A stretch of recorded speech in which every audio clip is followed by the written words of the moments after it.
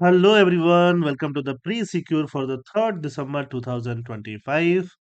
Pre-secure में हम लोग करते हैं 5 MCQ based on the current affairs. तो करंट अफेयर्स पे बेस्ड 5 एमसीक्यू हम लोग करते हैं और ये 5 एमसीक्यू के टॉपिक आज हैं। First is NCPOR, national centre for polar and ocean research. Second is hornbill festival. Third is rock eagle oil owl. Fourth is masala bond and fifth is exercise Ekuverin. तो ये पांचों टॉपिक हम लोग करने वाले हैं और देखते हैं कि इनमें से कौन सा टॉपिक एग्जाम में आ सकता है। दो तीन टॉपिक रियली इंपॉर्टेंट है। फॉर एग्जाम्पल एनसीपीओआर के बारे में तो आपको पता होना ही चाहिए। हॉर्न बिल जो बर्ड है उसके बारे में भी आपको पता होना ही चाहिए। मसाला बॉन्ड अगर आपने इकोनॉमिक्स पढ़ लिया अभी तक तो अभी तक आपको पता चल गया होगा। एक्सरसाइज एक्वारीन के बारे में भी आपको पता होना ही चाहिए। तो ये सारे टॉपिक ऐसे हैं जिनके बारे में आपको ऑब्वियसली पता होना चाहिए। स्टार्ट करते हैं first topic, national centre for polar and ocean research. तो इंडिया के अंदर एक बॉडी है, इंस्टीट्यूशन है, जो क्या है, पोलर एंड ओशन रिसर्च पे काम करती है। अगर अर्थ को हम ऐसे बांट दें, पोल्स कौन हो गया, पोल्स ऊपर और नीचे, ये पोलर रिसर्च और ओशन रिसर्च पे काम करने वाली body. NCPOR located in Goa, function under the administrative control of the ministry of earth sciences. तो पोलर एंड ओशन रिसर्च है, अर्थ साइंस से रिलेटेड होता है। गोवा में इसका लोकेशन है। लोकेशन अगर आपको पता है तभी आप इसको कर पाओगे। तो लोकेशन एनसीपीआर का गोवा ही है। It is the nodal agency for India's polar expedition, सही बात है। And is responsible for maintaining research station only in Antarctica. Only क्यों? अलग अलग क्या, अंटार्कटिका के लिए अलग बॉडी होगा, आर्कटिक के लिए अलग बॉडी होगा, है ना? ऐसा होगा क्या? ऐसा तो नहीं होगा, कोई लॉजिक ही नहीं है इसका। The centre is involve in strategic projects. ये जो एनसीपीओआर है, ये स्ट्रेटेजिक प्रोजेक्ट्स में इन्वॉल्व है, such as mapping of the exclusive economic zone and implementing the deep ocean mission. क्योंकि ये ओशन रिसर्च के ऊपर भी है, तो डीप ओशन मिशन में भी इसका इन्वॉल्वमेंट जरूरी है। बिल्कुल सही बात है, first and third are correct. तो फर्स्ट का जो आंसर बनेगा वो क्या बनेगा? सी बनेगा। NCPOR has become the anchor of India's polar and oceanic exploration. Goa के गवर्नर ऐसा बोलते हैं। Special commemorative posters stamp release to mark the institution silver jubilee. 25 साल हो गया इस इंस्टीट्यूशन को। 25 साल, 25 साल पहले ये इंस्टीट्यूशन एक तरह से बना था, है ना? 1998 में स्टैब्लिश हुआ था, बनते बनते 2000 हो गया था। तो 25 साल ऑटोनोमसली ये काम कर रहा है एनसीपीओआर। फॉर्मली इसको एनसीएओआर के नाम से जानते थे, अभी एनसीपीओआर के नाम से जानते हैं। Scientific exportation research program polar region में और सदर्न ओशन में इसको लीड करता है। मिनिस्ट्री ऑफ अर्थ साइंस के अंदर आता है। लोकेशन इसका गोवा में है। गोवा में एक जगह है जो वास्को डिगामा के नाम पे रखी गई है, वहीं पे ये काम करता है। मैंडेट एंड फंक्शन, फंक्शन क्या है? एक्सक्लूसिव इकोनॉमिक जोन को मैप करना। कॉन्टिनेंटल शेल्फ, कॉन्टिनेंटल शेल्फ किसको बोलते हैं? ओशन के अंदर जाओगे तो वो जो शेल्फ होता है उसको हम क्या बोलते हैं? Continental shelf. Deep ocean mission ऐसे इसमें प्रोजेक्ट करना, ठीक है। क्या क्या प्रोजेक्ट ये चला रहा है? अंटार्कटिका में चलने वाले प्रोजेक्ट है दक्षिण गंगोत्री, मैत्री, भारती। दक्षिण गंगोत्री पहले प्रोजेक्ट चलता था, अभी अबेंडन कर दिया गया है। तो Dakshin Gangotri is no longer operational, Maitri is operational and Bharati is operational. Arctic में क्या है? हिमाद्री। हिमालय में क्या है? हिमांश। ये सारे प्रोजेक्ट चलते हैं। With reference to the hornbill festival consider the following statement. The Hornbill Festival, initiated in 2000, is named after the hornbill bird, which is the state bird of both Arunachal Pradesh and Nagaland. Hornbill festival आपको सबको पता है कहाँ पे होता है? नागालैंड में होता है ना? हर साल होता है। अरुणाचल प्रदेश और नागालैंड का स्टेट बर्ड है हॉर्नबिल, हॉर्नबिल बर्ड। तो ये गलत स्टेटमेंट, क्योंकि नागालैंड का स्टेट बर्ड नहीं है हॉर्नबिल, अरुणाचल प्रदेश का तो जरूर है। आप क्या, कोई भी ये गलती कर सकता है, क्योंकि आपको लगेगा कि हाँ नागालैंड में ये फेस्टिवल सेलिब्रेट किया जा रहा है, तो ऑब्वियस बात है कि हॉर्नबिल बर्ड वहां का स्टेट बर्ड होगा, जबकि ये बात सही नहीं है। The great Indian hornbill inhabits the forest canopies of the Western Ghat, the Himalayan foothills and the north eastern state. Western Ghat कहाँ पे है? वेस्टर्न घाट इधर है। नॉर्थ ईस्ट कहाँ पे है? नॉर्थ ईस्ट तो इधर है, ठीक है। These are our north eastern states. उसके अलावा क्या है? हिमालयन फुटहिल्स, हिमालय का जो फुटहिल्स है वहां पे ये बर्ड आपको मिलेगा। Second is very very correct. Nagaland's special constitutional provision are enshrined under article 371A inserted through 13th amendment act of 1962। अब ये हॉर्नबिल से डायरेक्टली रिलेटेड तो नहीं है, बट सही स्टेटमेंट है। सेकंड एंड थर्ड आर सही। फर्स्ट जो है गलत स्टेटमेंट है। Cultural performance attract thousand of tourist at hornbill festival in Nagaland. Tourist आते हैं वहां पे, बहुत बड़ा इकोनॉमी जनरेट होता है। फर्स्ट 2000 में ऑर्गेनाइज किया गया to promote inter tribal interaction, tribal groups के बीच में इंटरेक्शन कराने के लिए। It aims to revive and protect the rich culture of Nagaland, Nagaland के कल्चर को प्रोटेक्ट करने के लिए, प्रमोट करने के लिए। थीम क्या है? Cultural connect, named after hornbill bird, bird तो सेम ही है ना। इस साल स्विट्जरलैंड को और आयरलैंड को कंट्री पार्टनर्स बनाया गया है 2025। The great Indian hornbill, a large bird also known as concave casqued hornbill, concave casqued hornbill के नाम से जाना जाता है। कॉनकेव जैसा आपको दिखेगा, ऐसे concave. Found in the Indian सब कॉन्टिनेंट, मतलब इंडिया पाकिस्तान वगैरह में आपको मिलेगा। ठीक है। Primarily inhabits evergreen and moist deciduous, evergreen मतलब जो हमेशा ग्रीन रहने वाले फॉरेस्ट हैं जहां बारिश ज्यादा होती है, एंड मॉइस्ट डेसिजुअस हो जिसके पत्ते झड़ते हो बट मॉइस्ट हो, तो ऐसे जगह पे ये रहना पसंद करता है। आईयूसीएन स्टेटस आपको हमेशा पता होना चाहिए, जो कि वनरेबल है। स्टेट बर्ड या अरुणाचल और केरला का है, सोचो, क्योंकि ये तो यहाँ भी मिलता है ना, वेस्टर्न घाट पे भी मिलता है। इकोलॉजिकल रूल क्या है? फार्मर्स ऑफ द फॉरेस्ट बोला जाता है, बीज को इधर उधर गिराता रहता है और नए पौधे उगते रहते हैं। नागालैंड के बारे में थोड़ा सा जान लो। नागालैंड इंडिया का 16th स्टेट बना था, 1963 में बना था। नागालैंड को कॉन्स्टिट्यूशनल स्टेटस 13th अमेंडमेंट करके 371A एक स्पेशल आर्टिकल इसको दिया गया। नागालैंड का ज्योग्राफी आप देख सकते हो कि नागालैंड का ज्योग्राफी क्या है।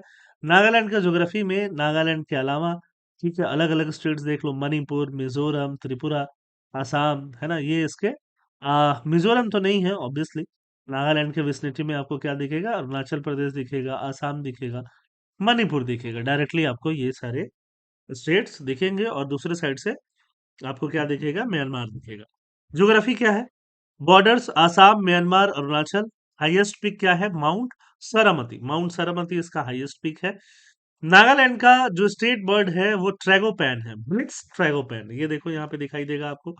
और स्टेट एनिमल मिथुन है, मिथुन जो नागालैंड का भी स्टेट एनिमल है और अरुणाचल का भी है। थर्ड टॉपिक पे third question, rock eagle owl, rock eagle owl तो आउल है, उल्लू। Rock eagle owl is a native to Indian सब कॉन्टिनेंट। सब कॉन्टिनेंट बोले तो क्या? सब कॉन्टिनेंट बोले तो इंडिया, पाकिस्तान, नेपाल, बांग्लादेश, भूटान, ये सारी कंट्रीज मिला के, मालदीव, श्रीलंका, ये सारी कंट्रीज मिला के क्या बनता है? Sub continent. And is predominantly found in humid evergreen forest and extremely arid regions. साथ साथ में ये कहाँ मिलता है? ह्यूमिड एवरग्रीन फॉरेस्ट में मिलेगा। ह्यूमिड भी हो, एवरग्रीन फॉरेस्ट हो, और एक्सट्रीमली एरिड हो, ये दो तो कॉन्ट्राडिक्टरी एरियाज है ना। एरिड मतलब या तो एकदम सूखे रीजन में मिलेगा या तो एकदम पानी वाले में, ऐसा तो नहीं हो सकता ना। ऐसा तो बिल्कुल नहीं हो सकता, तो फर्स्ट स्टेटमेंट ही गलत है, भले ही इंडियन सब कॉन्टिनेंट वाला पार्ट सही हो। It was previously considered a subspecies of Eurasian eagle owl and is now recognized as a distinct species. तो फर्स्ट अगर गलत हो गया तो सेकंड को सही होना पड़ेगा। और लीस्ट कंसर्न इसको आईयूसीएन कैटेगराइज करती है। सेकंड और थर्ड इसके सही होंगे, फर्स्ट गलत है, थर्ड का answer is a. How five owl eggs were saved and a miracle hatched at Telangana quarry? Sorry. Rock eagle owl के बारे में, इसको इंडियन ईगल आउल भी जाना जाता है, बंगाल ईगल आउल के नाम से भी जाना जाता है। लार्ज हॉर्न ऑल स्पीसीज है, नेटिव टू हिली स्क्रब फॉरेस्ट। बिहेवियर क्या है? प्रीडोमिनेंटली नॉक्टर्नल है, यूजुअली साइटेड इन पेयर्स, पेयर्स में दिखता है, ब्राउन एंड ग्रे दिखता है, with a white throat patch marked by black strips. Earlier considered a subspecies of the Eurasian eagle owl. ठीक है, यूरेशियन ईगल आउल का ही ये सब स्पेसीज जैसा दिखता है। तो ये सारी चीजें चीजें जो है इसके बारे में सही है। हैबिटाट का है, रॉकी लैंडस्केप है, रॉकी पत्थर वाले लैंडस्केप, है ना, हिमालयाज में। ये एविड ह्यूमिड एवरग्रीन फॉरेस्ट पे और एरिड, बहुत पानी, बहुत बारिश, बहुत सूखा, ऐसे जगहों पे बिल्कुल नहीं मिलेगा। इंडिया, नेपाल, पाकिस्तान में आपको मिलेगा। ठीक है। The Indian eagle owl's diet of rodents, ये चूहे खाते हैं, rats, bandicoots. Align well with open scrub land and agricultural region में आपको ज्यादा मिलेंगे। ठीक है। फोर्थ आता है मसाला बॉन्ड। बॉन्ड क्या है? बॉन्ड, बॉन्ड मतलब एक तरह से डेट पेपर। डेट, डेट मतलब कर्जा मांगने के लिए, कर्जा लेने के लिए जो पेपर इशू किया जाता है उसको हम बॉन्ड बोलते हैं।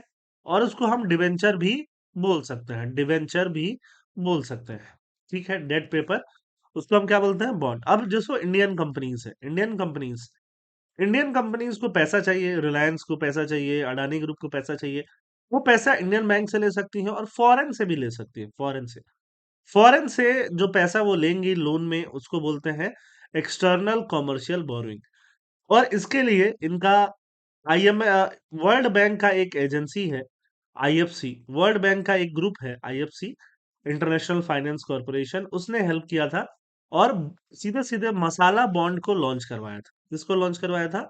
मसाला बॉन्ड। मसाला मतलब इंडिया से ओरिजिनेटेड है, इसलिए मसाला इंडिया में लोग बहुत खाते हैं तो मसाला नाम दे दिया गया।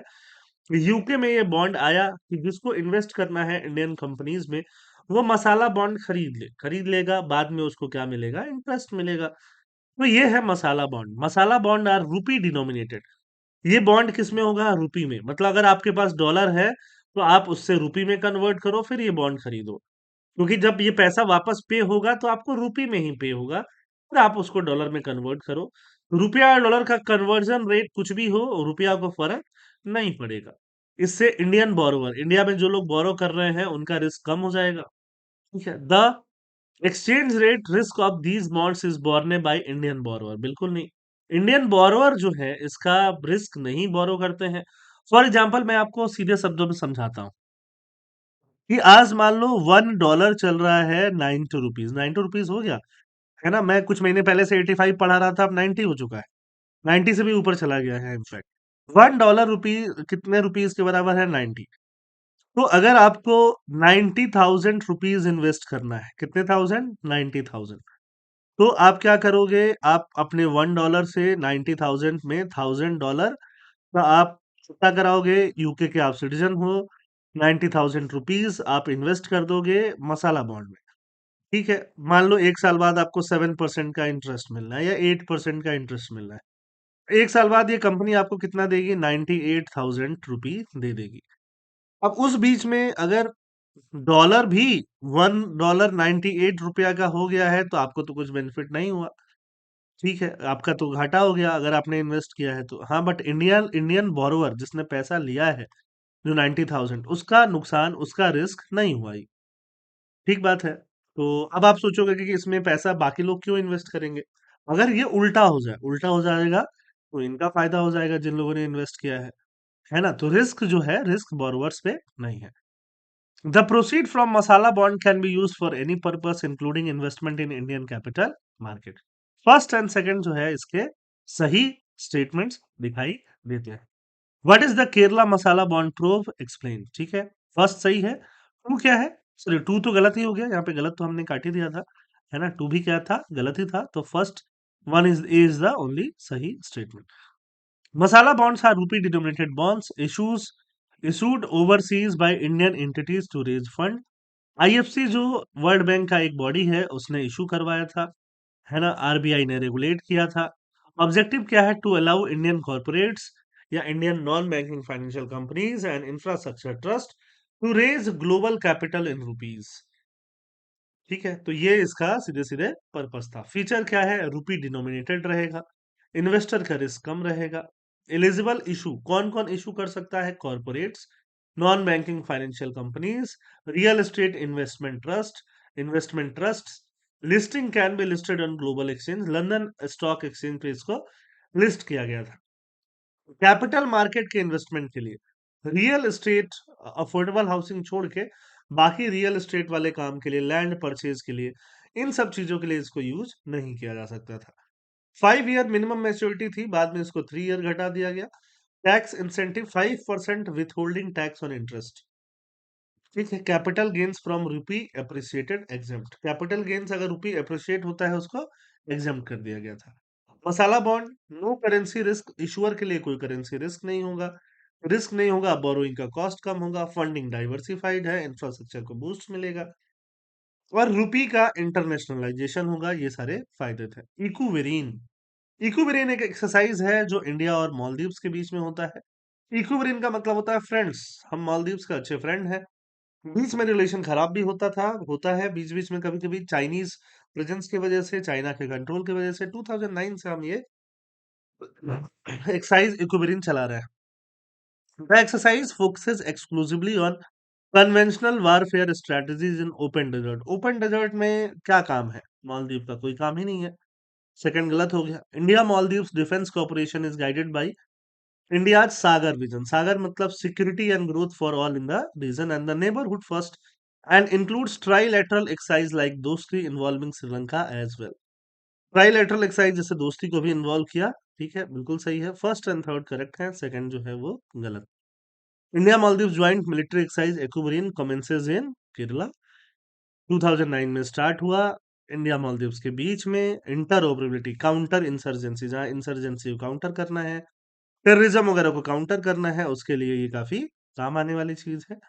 ठीक है, इंडिया मालदीव्स का डिफेंस रिलेशन को दिखाता है। हमने मालदीव्स की हेल्प की थी 1988 में ऑपरेशन कैक्टस करके। अदरवाइज श्रीलंका के जो एलटीटीई ग्रुप था वो पूरा पूरा मालदीव्स को क्या कर लेता, कैप्चर कर लेता। The annual defense cooperation dialogue launched in 2016 at the defense secretary level serves as the main platform for reviewing and guiding India Maldives defense cooperation. चलिए अब प्रैक्टिस क्वेश्चन करते हैं। संचार साथी प्लेटफॉर्म कल पढ़ाया था ना आपको डीसीए में, तो ये तीन चार आपके पास स्टेटमेंट है। आप कमेंट में इसका आंसर बताइए। ठीक है, consider the following statement regarding Bitra island. अब इसको पॉज करके कमेंट सेक्शन में आंसर बताइए। इसके बारे में मैं हिंट देने वाला हूं, इसीलिए बोल रहा हूँ पॉज कर लीजिए। अगर आप आंसर नहीं सोच पा रहे हो तो मैं थोड़ा हिंट दे लेता हूँ, फिर पॉज मत करो। देखो ये रहा हिंट, ये देख रहे हो इंडिया, इंडिया में यह तिरुवनंतपुरम और यहाँ पे है ये बिटरा आइलैंड लक्षद्वीप के पास। ठीक है, अब ये दोनों स्टेटमेंट पढ़ो और कमेंट में आंसर बताओ। ठीक, चलिए आज का प्री सिक्योर यहीं खत्म होता है। थैंक यू, जय हिंद।